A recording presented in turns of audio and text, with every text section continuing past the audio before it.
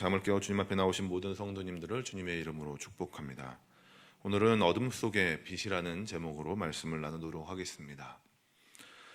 사사들에 대한 이야기를 하다가 갑자기 아비멜렉에 대한 이야기가 진행됩니다. 사사기 저자는요, 잘 나가던 길에서 잠시 멈춰서서 굳이 좋지 않은 이야기를 통해 우리가 잊고 있던 것들이 있음을 깨닫게 하는 것입니다. 이 시간 아비멜렉의 이야기를 통해서 우리가 무엇에 집중하며 사사기를 보아야 하는지를 보는 시간들을 갖도록 하겠습니다. 아비멜렉은 기드온의 첩을 통해 얻은 아들입니다. 70명의 아들 중에 하나였고요. 세겜이라는 곳에서 살았습니다. 그는 그의 형제들과 함께 살아간 것이 아니라 혼자 세겜에서 지냈습니다. 그렇기에 그는 아버지의 뜻에 따라 살아가야 하는 것이 무엇인지 알지 못했던 것 같습니다. 기드온은 이스라엘 백성에게 8장 22절과 23절을 통해서 이렇게 말합니다. 8장 22절, 23절에 그때에 이스라엘 사람들이 기드온에게 이르되 당신이 우리를 미디안의 손에서 구원하셨으니 당신과 당신의 아들과 당신의 손자가 우리를 다스리소서 하는지라. 기드온이 그들에게 이르되 내가 너희를 다스리지 아니하겠고 나도 나의 아들도 너희를 다스리지 아니할 것이요 여호와께서 너희를 다스리시라 하니라 라고 말합니다. 기드온과 그의 아들들이 이스라엘을 다스리지 않게 하겠다라는 것입니다. 오직 여호와 하나님만이 이스라엘을 다스리시겠다라고 말하는 것이죠. 하지만 아비멜렉은 아버지의 뜻과는 다르게 자신이 왕이 되고자 합니다. 그래서 스스로 왕이 될 준비를 하는 것이죠. 그런데 이 과정이 매우 잔인하고 불량합니다. 먼저는 사람들을 모아요. 그리고 자신의 가족들에게 자신이 왕이 되어야 할 당위성을 피력합니다. 2절 함께 보겠습니다. 청하노니 너희는 세겜의 모든 사람의 귀에 말하라. 여룻바알의 아들 70명이 다 너희를 다스림과 한 사람이 너희를 다스림이 어느 것이 너희에게 나으냐. 또 나는 너희와 고륙임을 기억하라 하니. 매우 치졸한 방법을 사용하는 것이죠. 자신이 원하는 자리를 차지하고자 이것저것 다 끼워 맞추는 겁니다. 능력이 안 되는데도 어떻게든 얻어서 자신이 가진 능력보다 더 높아지고 싶어 하는 것이죠. 그런 모습으로 아비멜렉은 사람들에게 자신을 왕으로 세워줄 것을 요구하는 것입니다. 그런데 이런 아비멜렉의 요구가 먹힙니다. 그래서 그의 가족들이 세겜 사람들에게 아비멜렉이 왕이 되어야 함을 전하는 것이죠. 아비멜렉은 왕이 되어야 한다. 이 세겜 사람으로서 이곳의 왕, 이스라엘의 왕이 되어야 한다라고 말하는 것입니다. 그랬더니 많은 사람들이 아비멜렉을 밀어줍니다. 이해가 되는 부분이기도 해요. 세겜 사람들도 세겜 출신의 이 왕이 되면 자신들이 한 자리 차지할 수 있겠다라고 생각을 했겠죠.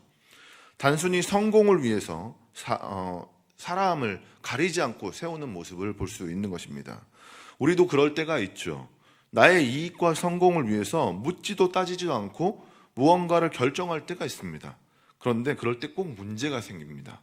그렇기 때문에 그리스도인들은 어떤 상황에 어떤 것들이 우리에게 들어와도 우리는 하나님의 인도하심을 구해야 하는 것입니다. 자, 이렇게 세겜 사람들에게 지지를 받은 아비멜렉은 자신이 진짜 왕이라도 된 것처럼 용기가 생겨납니다. 그래서 더 큰 계획을 세우죠. 덩치가 좋고 싸움 잘하는 사람을 돈 주고 사는 겁니다. 지금으로 따지면 조폭을 이렇게 돈 주고 샀다라는 거예요. 그래가지고 그 사람들과 함께 자신의 형제들이 사는 곳으로 쳐들어갑니다. 자신의 아버지가 살던 그곳으로 자신의 아버지 기드온이 살던 그곳으로 가는 거예요. 그래서 자신의 형제들 나머지를 다 한 바위 위에서 죽이는 것입니다. 자신이 왕이 되기 위해서 걸림돌이 되니까 많은 사람들을 다 죽이는 겁니다.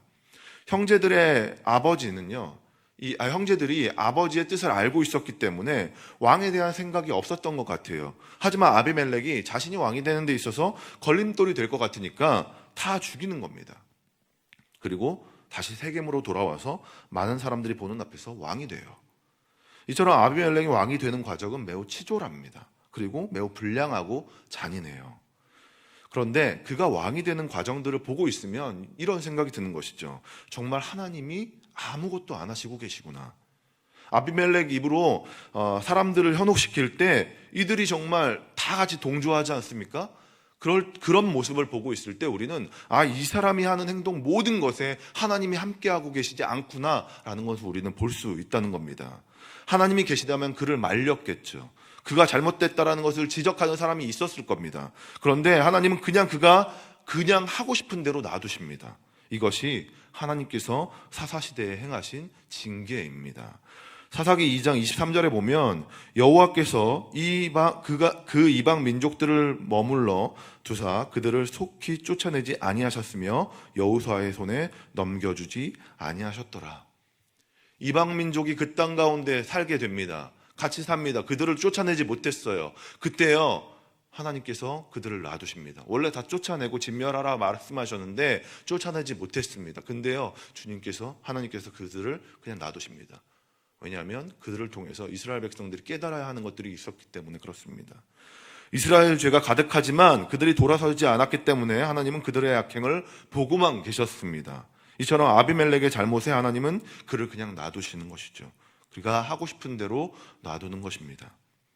그런데 이런 상황 속에서도 하나님은 회복의 불씨를 완전히 끄진 않으셨습니다.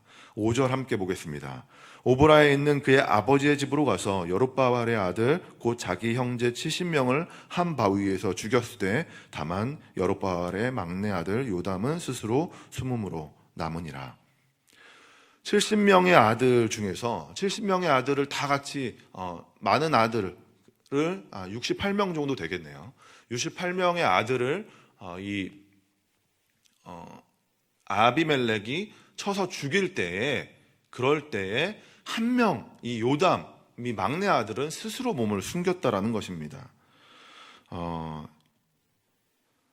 그리고 그로 인해서 많은 것들을 바꿔 가시는 것입니다. 아비멜렉이 잘못된 거에 대해서 이후에 지적하게 되고 또한 그가 남아서 하나님의 말씀이 하나님의 뜻이 무엇인지 그에게 다시 한번 전하게 되는 일이 벌어지는 것입니다. 이처럼 어둡고 힘든 사사 시대에도 하나님은 불을 완전히 끄지 않으시고 이스라엘이 다시 살아날 수 있도록 길을 만드셨습니다. 이것이 사사기 전체의 모습입니다. 하나님께서는 어둡고 정말 힘들고 어려운 상황 가운데서도 한 줄기 빛을 항상 남겨두신다라는 것입니다. 이것이 조금 더 확장되면 사사기와 룻의 모습을 볼 수 있는 것입니다. 룻기의 모습을 볼 수 있는 것이고요. 더 확장해서 보면 구약과 신약의 모습을 보게 하는 것입니다. 하나님은 하나님을 등지고 살아가는 인간의 악함 속에서도 빛을 비추어 주시고 그 빛을 볼 수 있도록 인도하시면서 그 빛을 따라 주님의 그 뜻 가운데 살아갈 수 있도록 우리에게 길을 열어주시는 분이라는 것입니다. 우리는 그 빛을 보는 사람이 되어야 하는 것입니다. 우리의 생각과 고집이 아니라 무엇을 하기 전에 하나님의 뜻을 구하고 하나님의 빛이 어디로 비치고 있는지 볼 수 있는 사람이 되어야 한다는 것입니다. 우리가 똑같이 그 어두움 가운데 동조하고 그 어두움 가운데 머물러 있는 것이 아니라 멀리 떨어져서 하나님께서 그 어두움 가운데 있지만 빛을 비추시는 그곳으로 우리가 바라보는 사람이 되어야 한다는 것입니다. 기도함으로 그 길을 찾으시기 바랍니다. 말씀 가운데 그 빛을 바라보시기 바랍니다. 주님은 우리가 어두운 세상 속에서도 주님의 빛을 따라 주님의 길에서 온전히 따라가길 바라고 계십니다. 아비멜렉의 삶이 아니라 이 아비멜렉이 보여줬던 어두운 그 세상 속의 삶이 아니라 이 막내와 같이 막내 요담과 같이 빛을 비칠 수 있는 사람이 되시길 소망합니다. 그래서 그 빛을 따라가서 주님의 뜻을 또한 세상 가운데 보여주시는 모두가 되시길 소망합니다. 언제나 주님의 그 은혜 가운데서 주님의 뜻에 따라 온전히 살아가시는 여기 계시는 모든 성도님들이 되시길 주님의 이름으로 축원합니다. 기도하도록 하겠습니다. 사랑의 하나님, 저희의 앞날에 빛을 비춰 주시옵소서. 하나님이 없이 사는 삶이 아니라 하나님의 빛을 따라 살아가는 삶이 되게 하여 주시옵소서. 망하는 길, 죽음의 길, 어둠의 길이 아니라 생명의 길을 가는 모두가 되게 하여 주시옵소서. 오늘 하루 주님의 뜻을 구합니다. 우리에게 알려주시고 또한 그 뜻에 따라 기쁨의 하루, 평안의 하루를 살아가는 모두가 되게 하여 주시옵소서. 코로나 상황 속에서도 우리를 지켜주시고 보호하여 주시며 또한 우리 가운데 예배와 찬양과 기도가 끊어지지 않도록 인도하여 주시옵소서. 이 시간 감사하는 마음을 담아 주님께 예물 드렸습니다. 1,000번째 드렸습니다. 마음의 고백을 들어주시고 응답하여 주심으로 주님의 신실하심을 우리 가운데 나타내 주시옵소서. 이 시간에 계속해서 함께 기도하기를 소망합니다. 오늘 말씀을 기억하시면서 또한 자신과 가정과 교회와 나라와 열방을 위해서 이 시간 주여 한번 외치고 함께 기도하는 시간 갖도록 하겠습니다. 주여.